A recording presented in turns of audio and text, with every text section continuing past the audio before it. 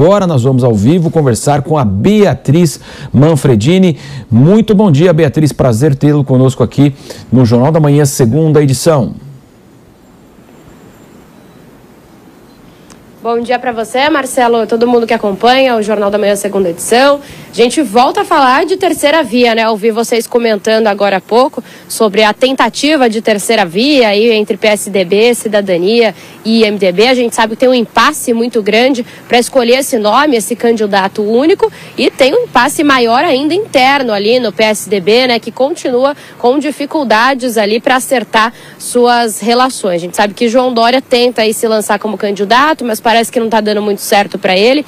E hoje, pela manhã, o governador aqui de São Paulo, atual governador Rodrigo Garcia, vice, né, de João Dória, entrou no lugar dele quando Dória saiu para a disputa ao Palácio do Planalto. Ele cumpriu a agenda aqui na capital paulista e comentou um pouco sobre essa dificuldade de terceira via. Ele é meio cauteloso, apesar de já ter dado entrevistas falando que acredita que vão conseguir ali reunir um único nome, que vão conseguir fazer essa escolha. Ele é meio cauteloso, mas reafirmou isso, que ele ainda acredita que a aliança é possível. A gente separou um trechinho da fala de Garcia. Vamos ouvir.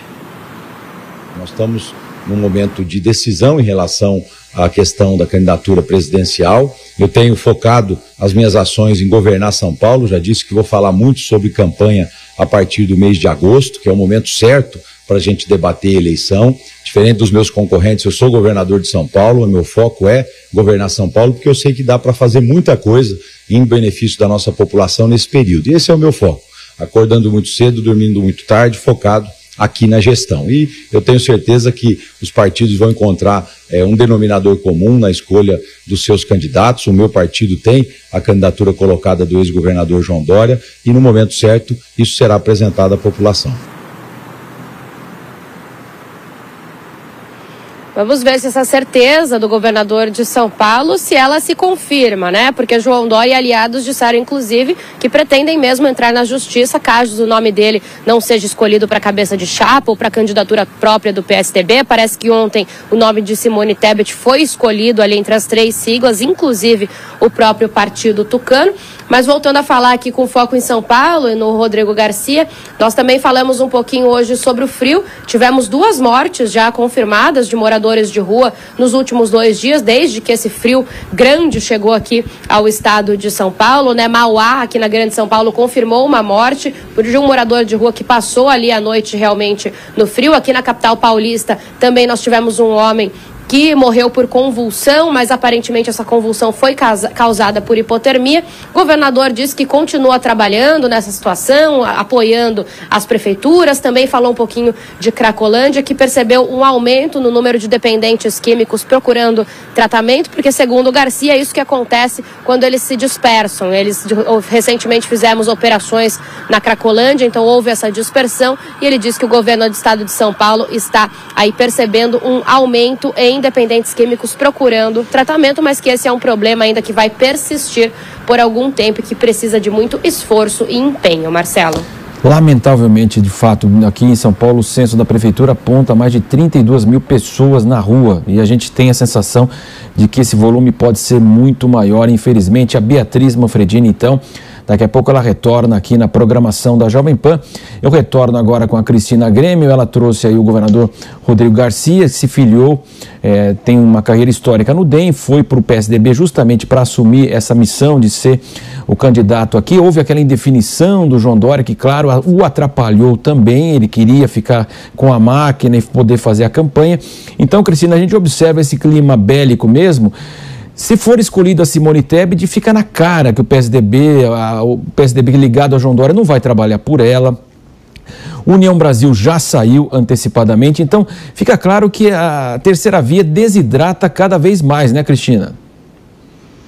Exato, e é o que eu falei antes, é um recado muito ruim que eles passam para aquela fatia do eleitorado, pequena, mas existente, que não gostaria de votar nem no presidente Bolsonaro e muito menos no ex-presidente Lula, corrupto e descondenado, tentando voltar à cena do crime, como seu atual vice, ex-PSDB, já disse em 2018, né? Geraldo Alckmin está numa situação muito pior que João Dória, porque se aliou já de cara com um bandido condenado que saqueou o país. É uma imagem muito ruim para quem já estava, aparentemente, em fim de carreira política.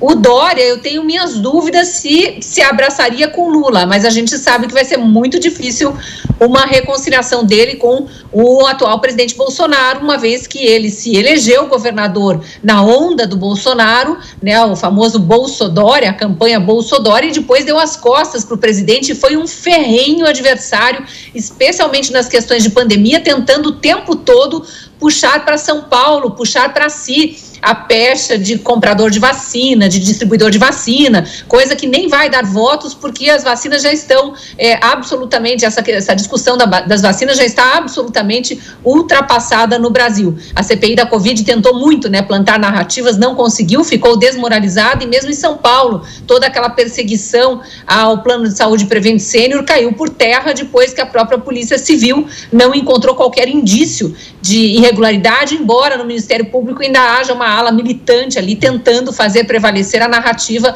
lá dos senadores do G7. Mas veja, para João Dória fica difícil, ele já não tem apoio total dentro do partido.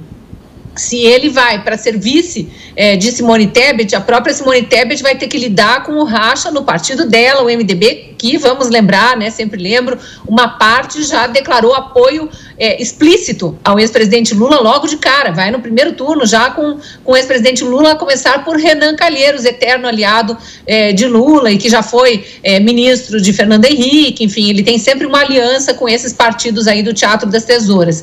Então o MDB de Simone Tebet está com dificuldades, Dória não terá facilidade nem se aceitar ser vice. Para mim a terceira via muito, muito sem saída. E vamos lembrar que o grande nome da terceira via, pelo menos era o que mostravam as pesquisas até então, do ex-juiz e ex-ministro Sérgio Moro, sumiu do mapa solenemente. Veio o de Luciano Bivar no lugar dele, que também não foi aceito e meio que morreu na praia, não se fala mais nisso. Então, tá difícil, tá bem complicado mesmo para a chamada terceira via, né? Inclusive o PT questiona até a filiação de Sérgio Moro aqui em São Paulo e ele pode, de fato, aí ter problemas e nem conseguir ser candidato, viu, Cristina?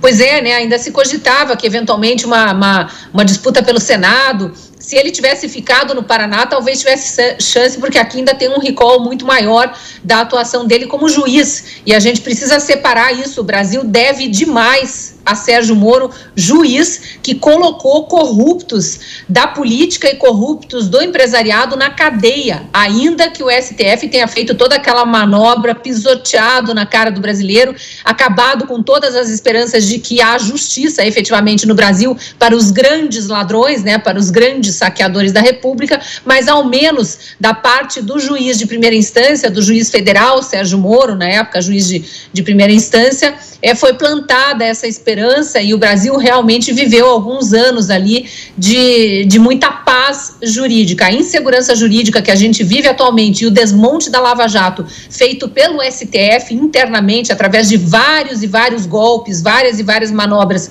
que culminaram com a descondenação do ex-presidente Lula e de todos os outros da quadrilha petista que saqueou o país, toda essa manobra cai mal para o judiciário, não para a figura de Sérgio Moro, ainda que a campanha petista tente plantar narrativas e continue plantando em cima dele, mas a questão da troca do domicílio eleitoral foi mais um tiro no pé e está difícil para ele se livrar também desse problema.